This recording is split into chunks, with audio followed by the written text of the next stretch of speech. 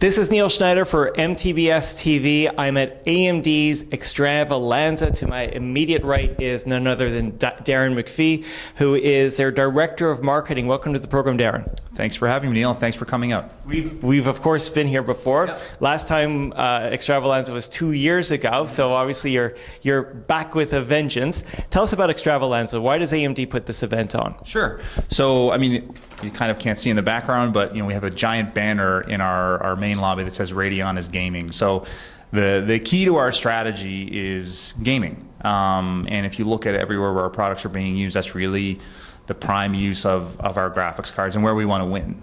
So we're in the consoles, we're in your PC, great virtual reality technology here. Everything here is all about gaming. That's what people are excited about. And that's the medium that pushes graphics kind of to the next generation, Now, AMD is I would describe it as like a tenured company. I mean, you've been around forever, and you've been around because you're in the right places at the right time.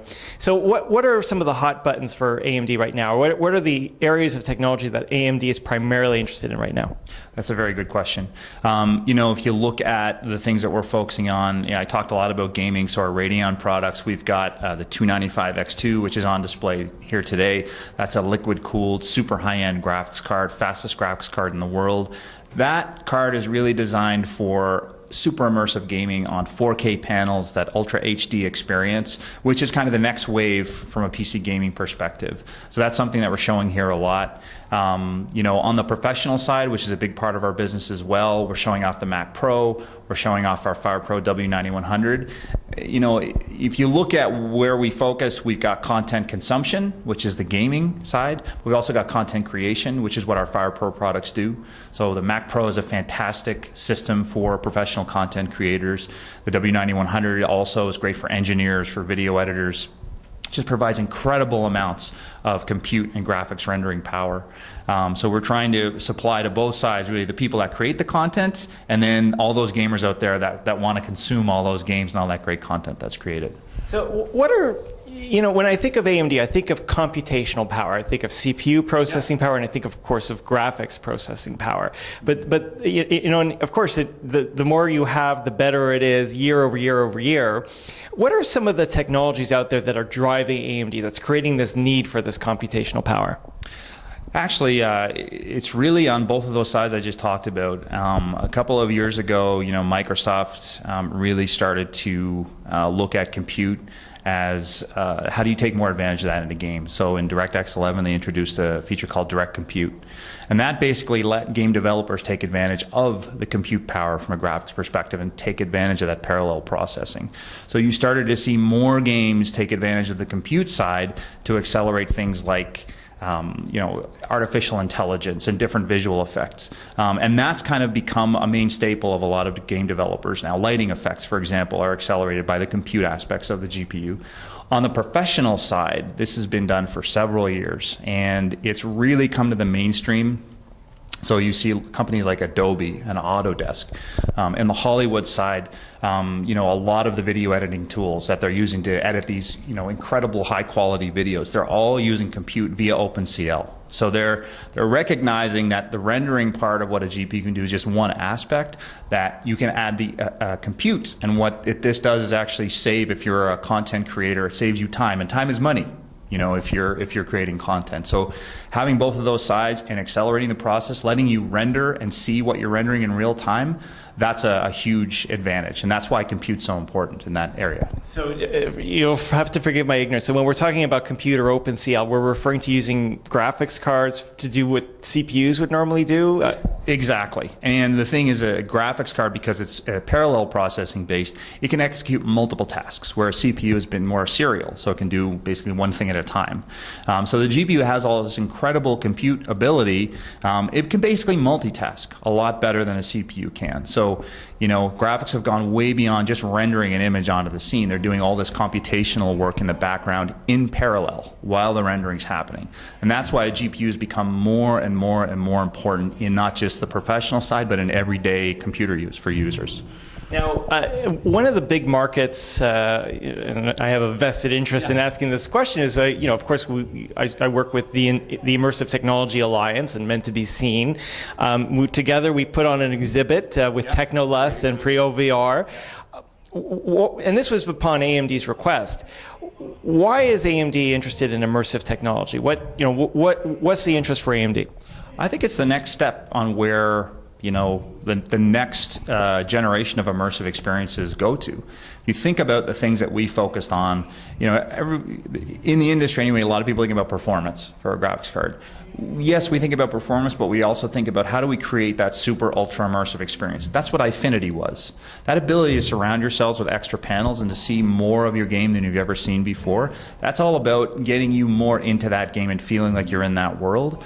So that's a perfect example of kind of our philosophy, and I think the whole virtual reality movement technology, to me, that's an evolution of where things are going, and I think that's where gaming goes next. So we're really excited that you worked with us to set up these things, because that's really what we want to show people. And you know as well as I do, when you put that headset on and you immerse yourself in that game, it's a completely different experience than anything you could see on just a standard panel. That's what I'm excited about. I think that's where games go next. Now, I'm not a technical person. When I think of graphics processing power, I think of it getting stronger and stronger each year. But the basics of how we get content from, let's say, the graphics card to the display, there have been changes to adjust with the display technology, but it hasn't really required a radical change, unless I'm mistaken. In the case of virtual reality, do you think the graphics card makers like AMD have to start to rethink how they get that image to the display? Is it introducing challenges AMD hasn't really dealt with before? I'm not sure about that. I mean, I think one of the big things that pushes the envelope on graphics technology, there's a performance requirement. So, like 4K is a perfect example. Actually Richard Huddy was interviewed earlier this week, and he said something very interesting. I think he said that to match the experience that you can have with the human eye in terms of having a realistic experience, you probably have to be seeing things at an 8K or a 9K resolution. So we're not even close to being there, right? But every extra pixel you have to push to that GPU requires more performance that the GPU is capable of. So that's one thing. So as virtual reality ramps up and they're pushing more pixels and a more realistic experience, that will have a major effect on how we think about graphics, in the same way that we would for a 4K panel. The other thing as well would be, there's always the performance side, but there's also the feature side as well. What new visual features or techniques are being used. So, I think this is we're in a pioneer era from virtual reality perspective. The developers are really just starting to think about it. So it's going to be very interesting, but I think certainly there's a performance need. Virtual reality is definitely going to push up the performance requirements for GPUs. And then the next interesting thing is going to be, well, feature-wise, what other things are we going to have to design for in our roadmap going down the line? So where's VR in 2 years from now? From a display technology perspective, from what resolution will these games be running at? What features are game developers going to be using different features in VR than they would in a typical PC game? We're in the very early stages, so it's going to be very, very interesting. I know one of the big issues with modern VR is latency. Like, if it's too high, let's say if you move your head around and there's a slight delay, that creates a nausea. Do you know if AMD has had to do any special optimizations to make it more effective with VR technologies? Not that I'm aware of. I mean, you said that you're not a technical person. I mean, that's actually, you probably should talk to David Chong, who's our product manager and kind of our own expert on this. So I'm not aware if there is, but I do agree. I mean, this is actually a common issue as well on the cloud gaming side, the latency side. You want to have a real-time experience. When you move in real time, you want it to react in real time. That's probably better a question for a person that's much more technical than I am. Okay, so let me ask another question, and I don't know if I've never seen it come up in an interview before, and I don't know why it hasn't, so I'm going to ask it. I mean, AMD is in Xbox, it's in Sony, it's in Nintendo. In the time that I've been working in the gaming industry, I've never seen one chip manufacturer across all platforms the way it has. How did AMD manage that? Like, can you elaborate a little bit as to how that came to be? Yeah, I mean, obviously we can't go too in depth, and I'm not even aware of kind of the background. But I think the logical person would see, yes, AMD has this great graphics business, and we have this great CPU business. But if you look at what's being used in these consoles, particularly the Xbox and the console, they really got passionate about the APU. That we had this piece of silicon that had a GPU and a CPU on it. That really had a balanced workload. So there's the graphics technology. Obviously, that's very important to make sure that you've got kind of next-gen graphics. But that architecture that we have of CPU and GPU, it gave them a complete solution that they could use. I think that was the major thing. Now, another thing I've heard is that the content we create on console is now more compatible with PC, or at least the linkage is stronger. Is there truth to that? Can you elaborate? Yeah, I definitely think there's some truth to that. To go a level deeper than that, we have a technology. Actually, there's a lot of people walking around today with T-shirts that say Mantle on it. And for those people that don't know what Mantle is actually a programming, an API that AMD created. And basically what it does is it gives developers low-level access to our GPUs. By low level, I mean they get more access than a kind of a standard API like a DirectX. So it lets them do way more with our GPUs, and the programming language is much easier for them to use. So they can do it quickly, and they can do it more efficiently, and they can churn out much better performance using Mantle than they can DirectX, as an example. The reason Mantle exists is because we had the console business. So all the game developers in the world are developing games on Radeon graphics. So to create this API language, we looked at what's happening on the console side. And they have their own unique APIs that they use. And what we found was the APIs being used in Sony and Microsoft have that same approach, very low level, customized programming language that gives you direct access to the metal of we call the metal, but basically the heart of the GPU. Right. So we took that same philosophical approach, and that's what Mantle is. It's low-level access to our hardware. That's really the connection. And now we have 7 developers, we have 4 major game engines, and we have 20+ games already using Mantle, and more to come. Lots of more exciting announcements this year.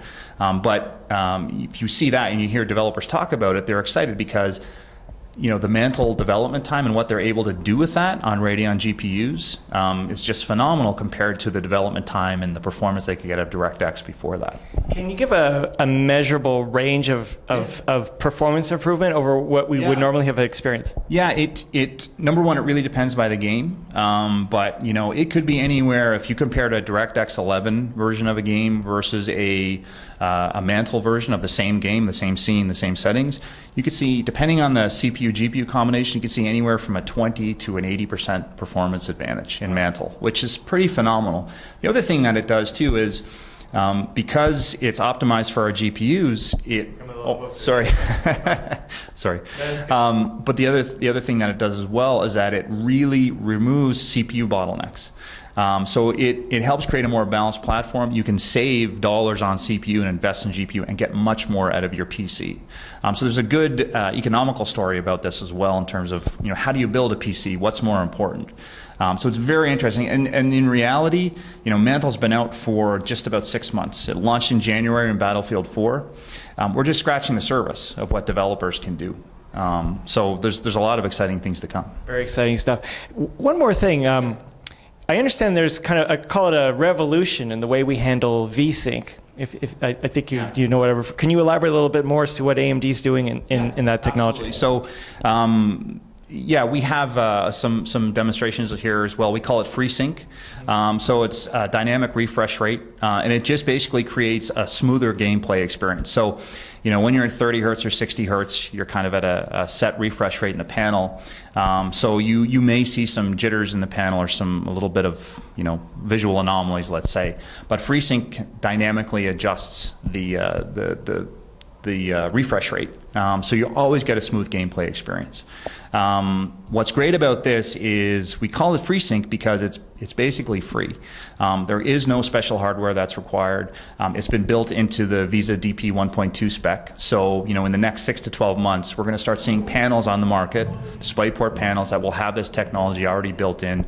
There's not going to be an incremental charge for this. The panel prices that you see now will be able to launch FreeSync-based panels at the same price levels because there's no added hardware required. And the end result is going to be gamers are going to get a smoother, kind of just a better experience from a visual perspective. So I know you're saying it's a smoother experience. Can you describe what the big problem would have been before versus what it's going to be like today? I guess the best way to describe it, from a visual perspective, is sometimes you might see a line going through your panel, kind of a little jitter. It almost looks like you're dropping a frame or something like that, but you'll actually see a line in some cases. There's different ways that this comes out, but that's the more common one. So if you're a gamer, if you're buying our graphics, you want to have the best experience. This has actually been a challenge in the industry for years and years and years. What it does basically, it just the image on the screen stays clean. It stays, and the frame rate, you're not having the same amount of drop frames. You're not getting those visual anomalies as well. Excellent, excellent. So one more question about Extravalanza. I think it's even bigger this year than it was the last time I was here 2 years ago. What are some of the highlights on the show floor? Oh, that's a good question. So, I think when we did this about 2 years ago, we had 650 to 700 people come through the doors over the 6 hours. I think we had 1,400 or 1,500 people register, and we think we've already blown away the numbers. So, we're expecting to get north of 1,200 people. What's different this year, I think, when we did it 2 years ago, the consoles weren't here. We weren't showing that story. We didn't have, obviously, these really cool VR demos, and the partner presence as well. We've got fantastic AIB partners, our reseller partners as well, like Canada Computers and NCIX. And it's just been a bigger approach. We've had more support from folks like yourself helping us promote this. We really believe that the AMD Markham campus is kind of like one of the best kept secrets in Ontario and maybe Canada. People don't realize how much comes out of this office, especially when you look at all the things that are on display here. The business unit for those products and those technologies lives here, which is something everyone should be proud of. I always tell people, and I hope it's the right thing to say, is that some of AMD's biggest successes are based right here in this office. It's like the best kept secret of the AMD, of the AMD world. Yeah, and it's the other thing too is we realized this week, we were just doing a little bit of math. This was originally the ATI offices. That was incorporated in 1985. So this is the 30th year that we've been creating great graphics technology, so it's perfect to have this within this year to celebrate 30 years of all the great GPUs and technology that have been developed in this office. Wonderful. Well, thanks for joining us, Darren. Always a pleasure. Thanks for coming out. We really appreciate having you here. This is Neil Schneider for MTBS-TV at AMD's Extravalanza. Of course, we'll be back with more. Thank you for watching.